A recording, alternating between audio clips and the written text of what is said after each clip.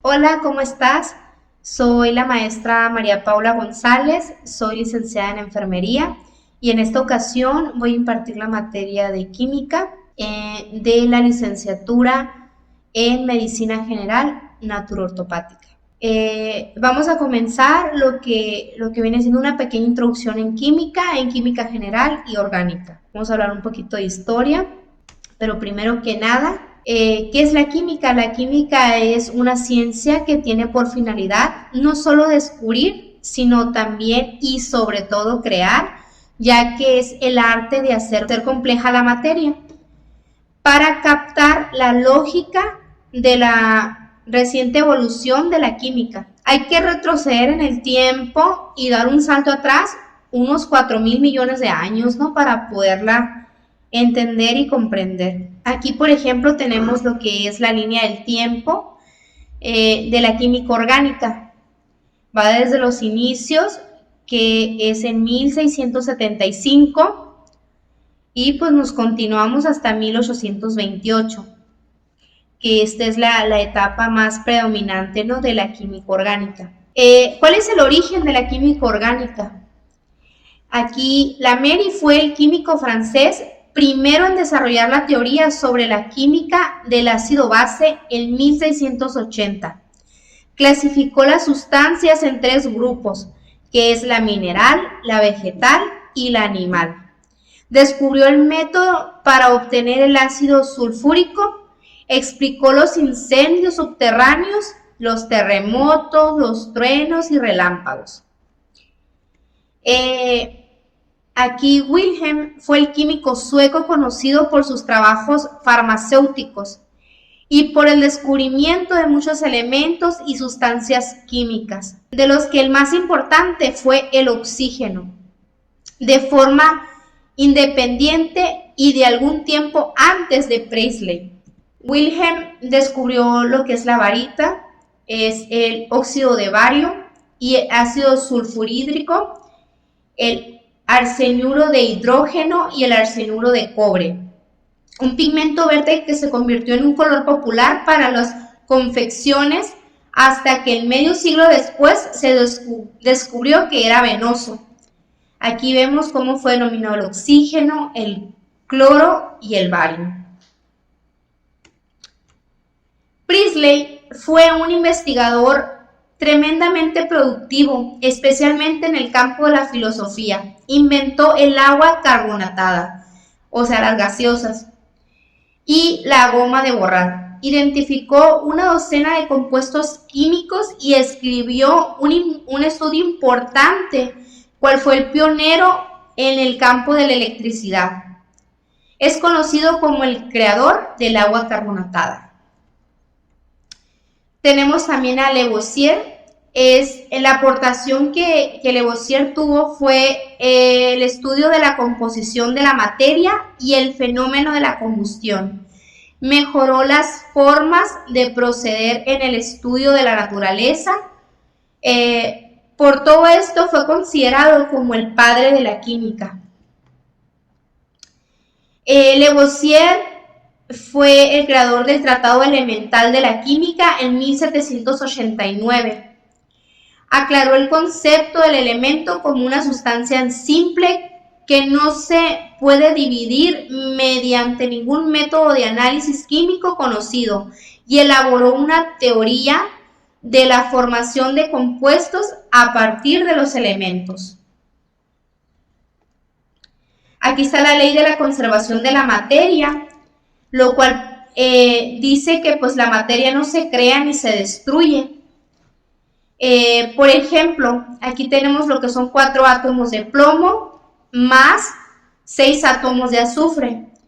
Aquí vemos lo que es el resultado. Si los combinamos igual serían, por ejemplo, 4 unidades de sulfuro de plomo y 2 átomos de azufre sobrantes.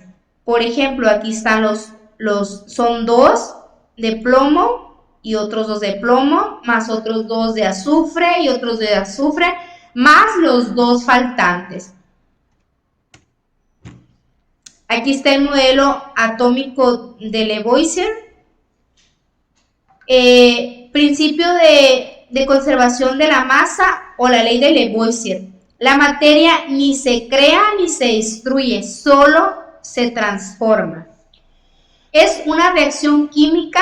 La suma de la masa de los reactivos es igual a la suma de la masa de los productos.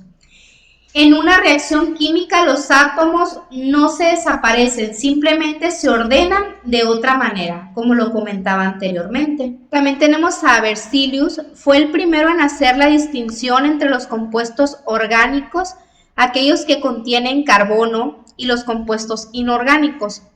Berzelius se acredita con la identificación de los elementos químicos como el selenio, el torio, el cerio y fue el primero en aislar el silicio, el circonio y el titanio.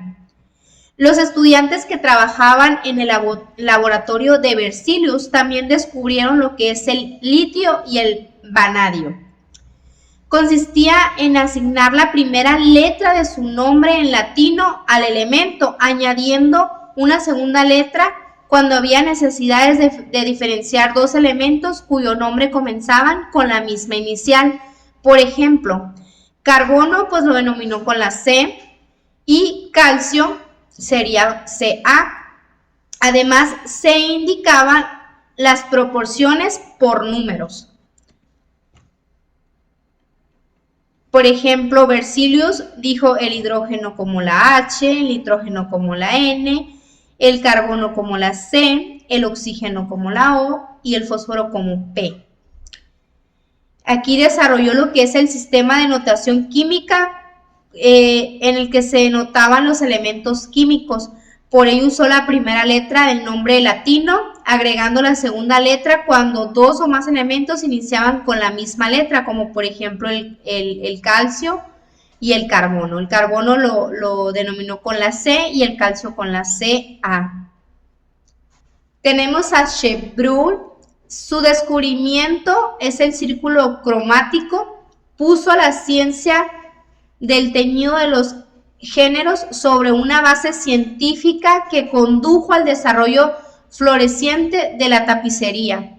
Fue un químico francés conocido principalmente por sus trabajos en la síntesis de los ácidos grasos y por sus aportaciones en la teoría de los colores.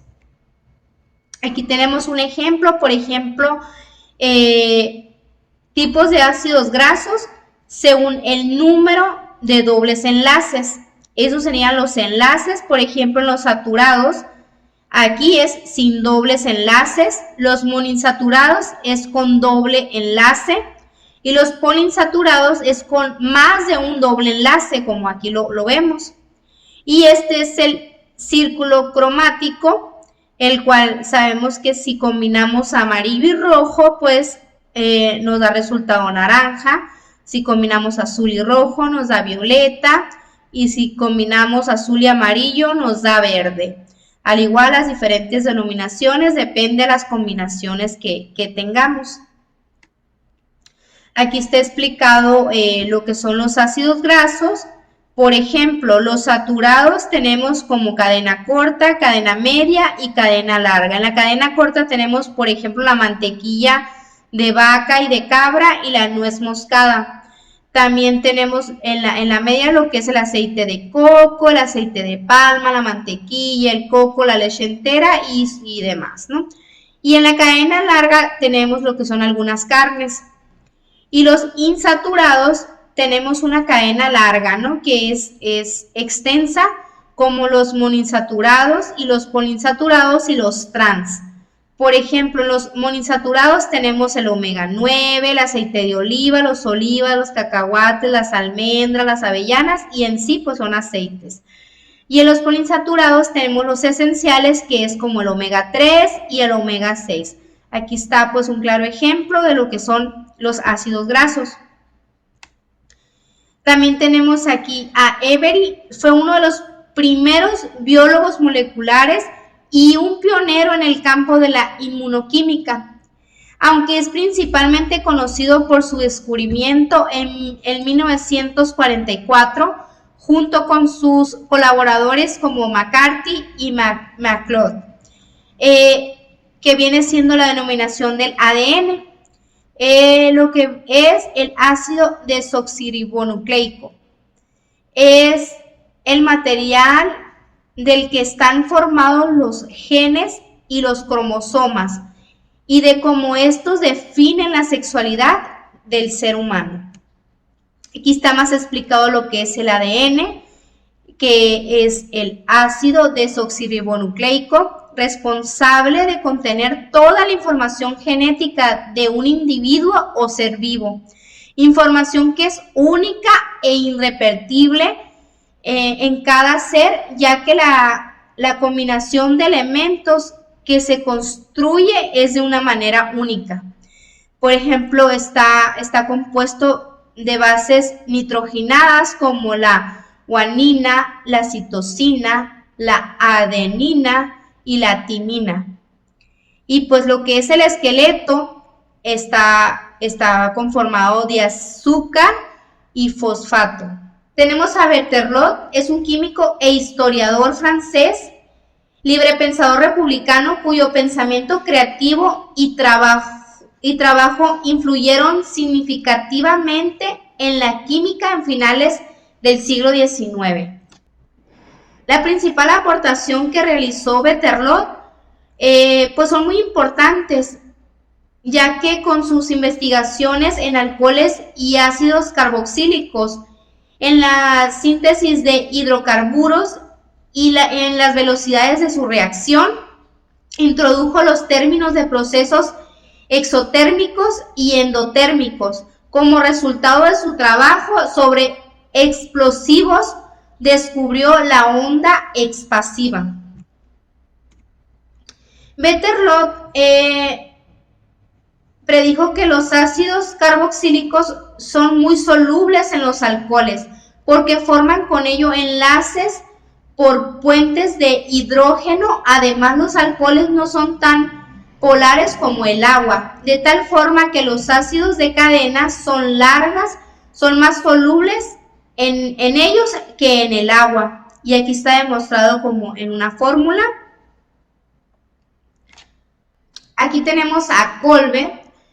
Comprobó su teoría convirtiendo el disulfuro de carbono mediante varios pasos en ácido acético en 1843 a 1845, introduciendo una idea modificada de radicales estructurales. Contribuyó en el establecimiento de la teoría estructural. También predijo la existencia en alcoholes secundarios y terciarios.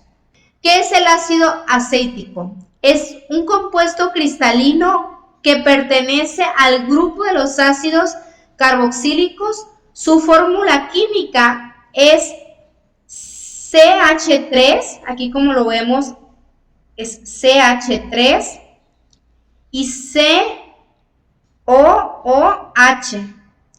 Esto es un líquido cristalino con olor peculiar, con propiedades corrosivas e irritantes. Es una sustancia higroscópica que absorbe el agua en diversas fuentes.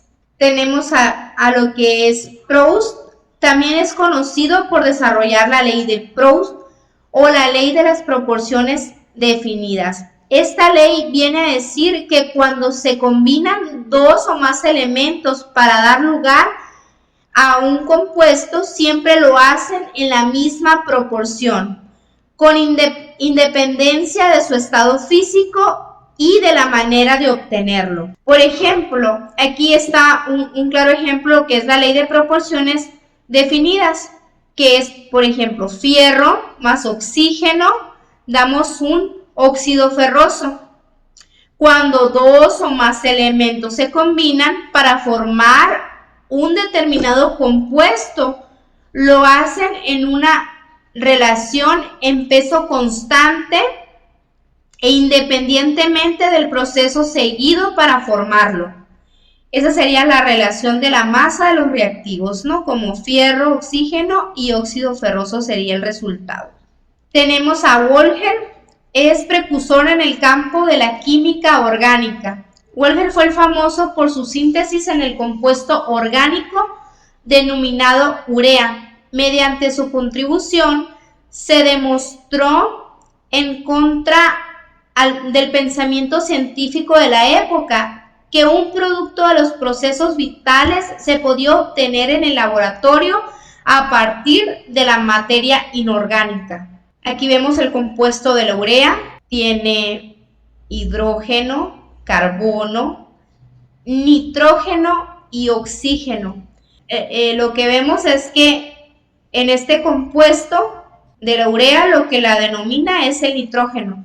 Tenemos el oxígeno en una denominación, tenemos un carbono, 2 de nitrógeno, con 2 de hidrógeno y 2 de hidrógeno en cada nitrógeno. ¿Qué es la química orgánica? Se entiende por química orgánica al área de la química que se encarga del estudio de sustancias y compuestos orgánicos, es decir, aquellos que en su estructura molecular contienen carbono y que se combinan con otros elementos tales como el hidrógeno, el nitrógeno, el oxígeno y el azufre. Y aquí vemos un ejemplo de la química orgánica. ¿Qué es la química orgánica? Se entiende por química orgánica el área de la química que se encarga del estudio de sustancias y compuestos orgánicos, es decir, aquellos que en su estructura molecular contienen carbono y que se combinan con otros elementos tales como el hidrógeno, nitrógeno, oxígeno y azufre. La química orgánica también tiene una importancia muy radical, que en los seres vivos estamos formados por moléculas orgánicas, también por proteínas, ácidos nucleicos, azúcares y grasas. Y todos estos compuestos tienen como base el carbono. Aquí vemos, por ejemplo, en inorgánicas está el agua, gases, sales minerales. Y en orgánicas tenemos lo que son los carbohidratos, las proteínas, los lípidos y ácidos nucleicos. Aquí los compuestos orgánicos son sustancias químicas que contienen carbono y en los que únicamente se presentan enlaces covalentes como carbono-carbono o carbono-hidrógeno. Son conocidos como hidrocarburos. En muchos casos también contienen oxígeno, nitrógeno, azufre, fósforo, boro, halógenos y otros elementos. Por ejemplo, un derivado sería lo que es el petróleo. Tenemos, por ejemplo, algunos compuestos orgánicos, por ejemplo, las pinturas, los plásticos, las medicinas, los combustibles, y también están lo que son las fibras naturales y sintéticas. Y pues hasta aquí quedamos con la introducción de lo que es la química general y orgánica. Espero te haya gustado la clase y nos vemos pronto en el siguiente tema.